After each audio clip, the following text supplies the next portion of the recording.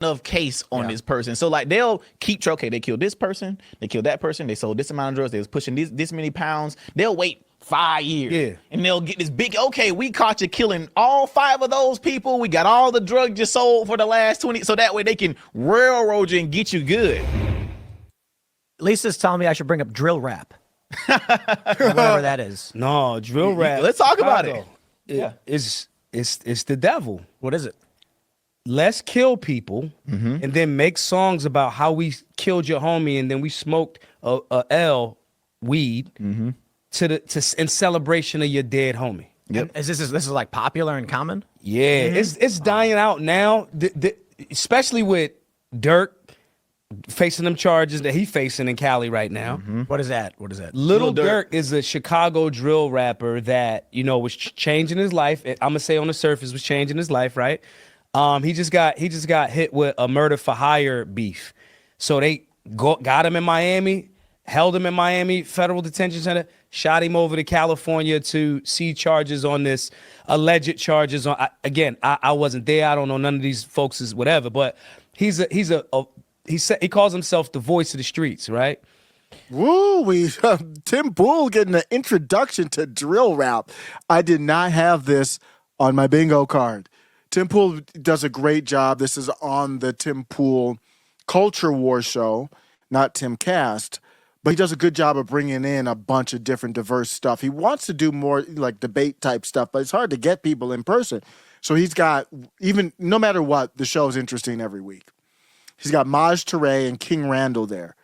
These are bras that I hold in high esteem, even though, of course, I've got disagreements with Maj Toure. King Randall is just, I had him as one of my Time People of the Year for 2023.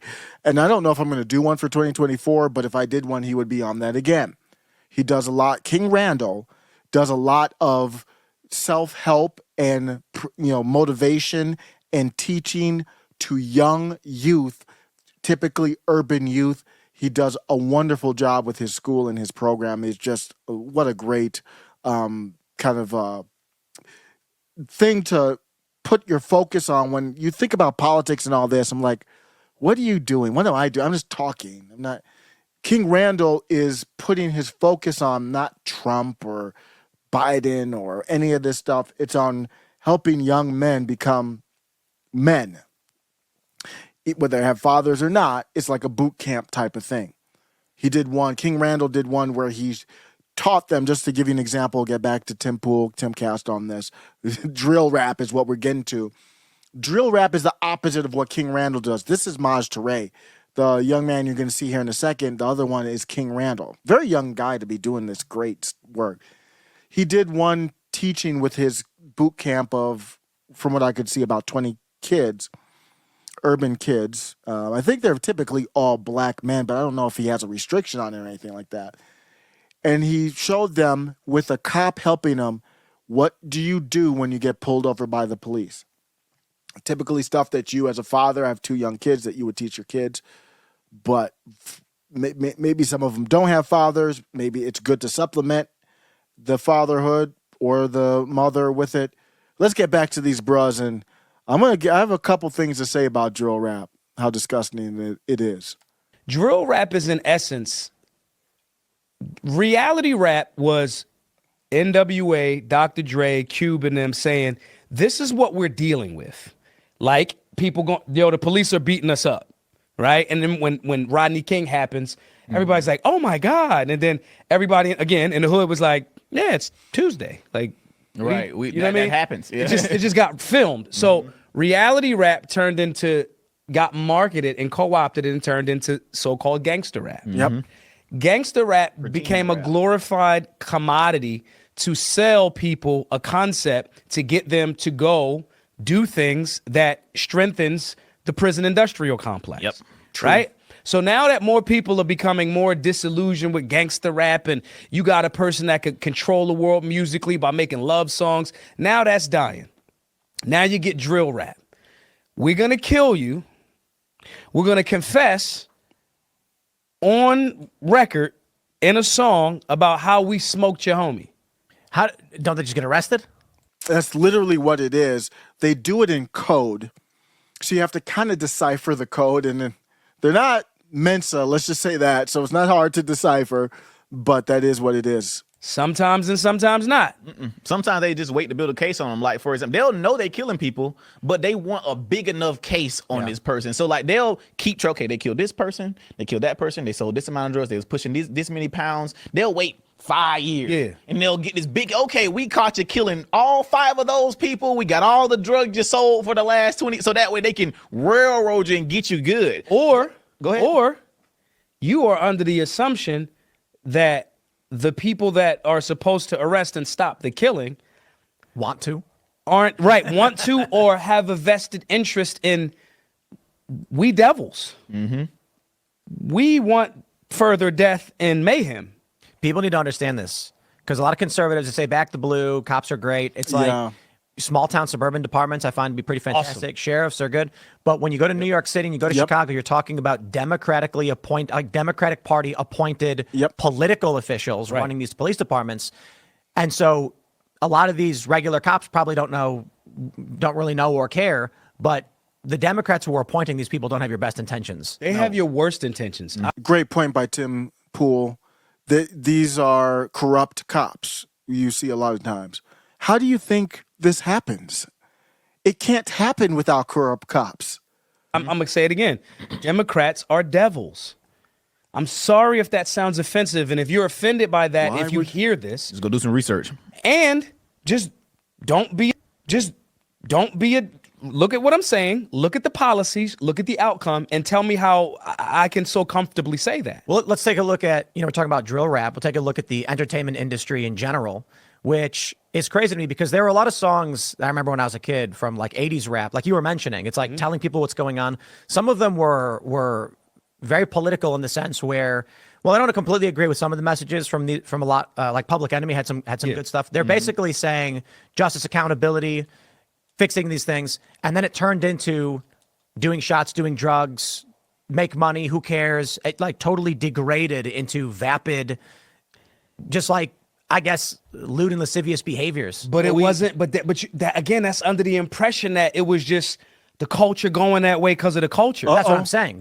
But it wasn't. It was Hollywood. It was Hollywood. It was. Oh, I think we know where this is going. It got there real quick. We're 4 minutes in. Don't go anywhere because it will go there. This is Tim Pool on Timcast, and nothing against Maj Toure because he's a guest on Tim Pool's show. So you don't cross the Rubicon on somebody else's show unless they know, that's what we're getting into. At least me. I'm a guest on your show. On my show, I'll decide whether I crash out or not on whatever I want to crash out on and put my whole thing at risk or not. Notice I'm not saying anything, so that won't be the time for me right now. We know where this is going. Maj Toure and King Randall's is watching this. He's like, I know where this is going. Tim Pool's like, Hollywood, record industry. How did it get to the point where everything became bastardized? How did we get to from where the perfect type of song to talk about what Tim Pool was talking about there? Grandmaster Flash and the Furious Five. I see the music video right now. The origins, some of the earliest hip hop, beautiful. Hip hop artists are just poets. The message. He's basically telling you about the urban lifestyle. He's basically telling you about the streets. One of the greatest songs. That was a commercial song. So the message broke away from, it was hard hitting. It broke away from, you had Rapper's Delight back in the day, which was a party album, a party anthem. Classic song, still bangs to this day. But then the message came in and said, we will talk about the poverty, the crime. And in that angle, he was talking about what he thought was oppression. I have a different look on that. I don't think it was oppression. Even when I talk about the funny country and that type of stuff, the people wear the funny hats just to use that euphemism, that ain't oppression. That's us being too apathetic. The message painted the picture of the inner city. It described the decay. We're talking about the song where don't push me because I'm trying to not to lose my mind. Basically, I'm messing up the lyrics, but that's the song. I'm trying to keep me from going under.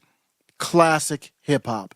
And then fast forward, to today, we've got drill rap, which is just ratting on yourself on record and literally gang rap where I unlive this person and that it's not even good music. There are some good beats. There's a few. Chief Keef is the face of this drill rap, but you see the progression of hip hop, and they're about to go there right now. Corporate interests. It was, and again, I want to say this in a way where it's not. There's a great book called the subtitle is How the Jews Invented Hollywood. And Tim Pool is probably like, no. Tim Pool's probably like, Lisa, cut the film. Tim Pool's like, red alert. Tim's not. He's averse. Let's just say Tim's adverse to this topic. Let me bring this back. Can you imagine Tim Pool's face? Why isn't the camera on Tim Pool? Because we all know where he's going, and Maj is like, I gotta go there. I can't. I have to. It was Hollywood. It was corporate interests. It was, and again, I want to say this in a way where it's not. There's a great book called the subtitle is How the Jews Invented Hollywood, and there's an alarm at the Tim Cash compound. Tim Pool's like, red alert, red alert.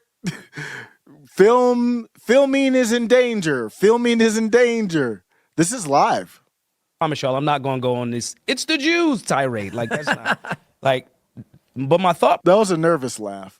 process is when there's corporate interests that say we have other corporate interests, we could use this power. That's the beautiful thing about the Matrix and Devils. This thing that you've used as a tool of liberation, we will co-opt it, finance people that we will give cover for, and then we will influence your students because our money is, we'll spend 10 million over here because we built 8 prisons. Let me give you a really simple example. One of my favorite memes.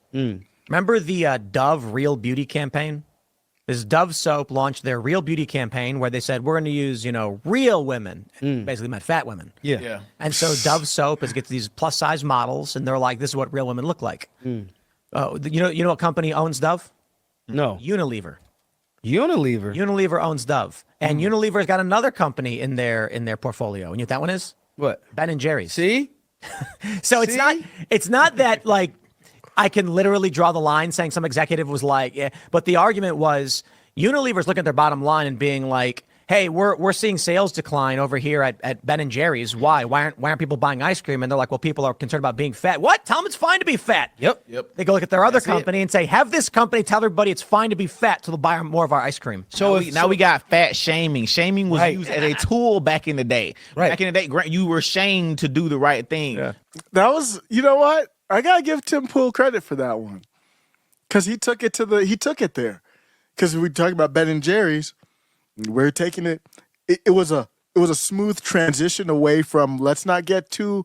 The stove is getting hot. I might get a call from Ben Shapiro. Easy, Maj. Easy. Tim's probably like off camera, nah.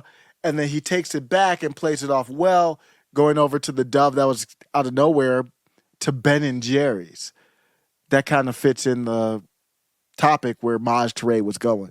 Now shaming is wrong, and I'm like, shaming was never Gotta wrong. bring back shame. Shaming was correct. Shaming is why Lizzo's not fat now. Literally, whether you want to believe it, shaming is why I got good grades. Because my grandma didn't play me having a B in school. I had to have all A's. So when I got a B, I got shamed. Yeah. When I got shamed, I'm like, I don't want to be shamed. I don't want to be looked at that way. So I'm going to go do better because I want to do the right thing. For example, like going back to the drill rap thing, we do this thing where I think because we get so infatuated with the rappers or something, we don't care what they do wrong. We do not care. We don't. King Von, serial killer. Yeah. On his blog, whoever's listening to him, whatever. We love King Von. Well, King Von is responsible for making sure some black people were dead in the community. Multiple people, by the way. And he talked about it in his songs. We don't care. We love King Von. Even still listening to music from like some of these rappers right now that are dying.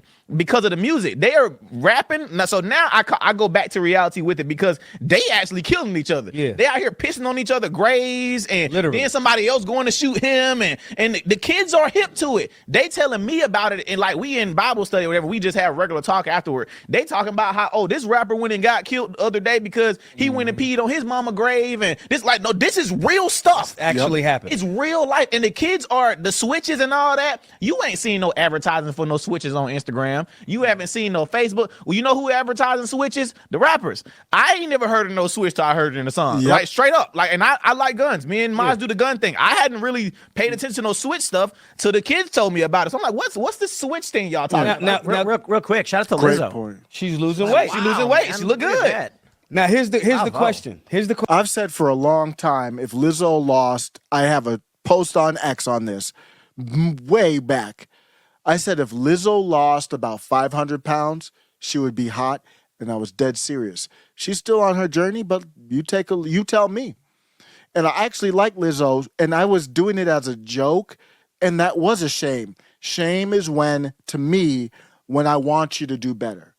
So you see me getting a little pudgy, and you're like, oh, your cheek's getting a little fulled out. If you're saying it out of, I want you to eat better, got you. And that happens, loved ones, family will do that. If you just got jokes, that's not shaming. That's how I look at it. Let's get back to Lizzo, this discussion here. Question that I'm gonna always come back to this question after we get to the individual. Mm-hmm. Do we think that just randomly, with us existing in a world, a timeline where random pallets of bricks show up when we think it's gonna be a beef, nobody knows how they got there, right? Do we think that drill rap is just, we just want to say this? Nope. Elon, Systems. the Twitter files exposed every industry, in my opinion, because it explained what everybody's doing. Even though it may not have been the companies I just feel like and know that that's what everybody's doing. And I don't think nobody ever actually truly looked at those files. They basically said, we are controlling the minds of everyone. Right. This is how we're going to do it. So I need you to take this person down. I need you to elevate this post. Even the George Floyd protest, all that, it was done through Facebook, Instagram, and it was in the files. They did it on purpose. Like all the protesting, all the groups that were created, all this stuff, it was done on purpose. So the rapping, all the food, making sure we like being fat, we don't want to work out, we don't want to be smart at school, you don't have to get good grades. It's all done on purpose. Literally. Let me ask you. What a great end to this clip here, the rant from King Randall. He is absolutely right. He's like, the Twitter files wasn't just about Twitter, it wasn't just about Jim Baker or any, the Biden or even Trump was involved a little bit with, he wanted this censored when people were making fun of him. Remember when I think it was Chrissy Teigen was making fun of him. He was like, that's what they do for everything. For food, for music, for as far as health, everything. That's how they control the narrative. After the show, this is After Show Carnage. Let me know what you think.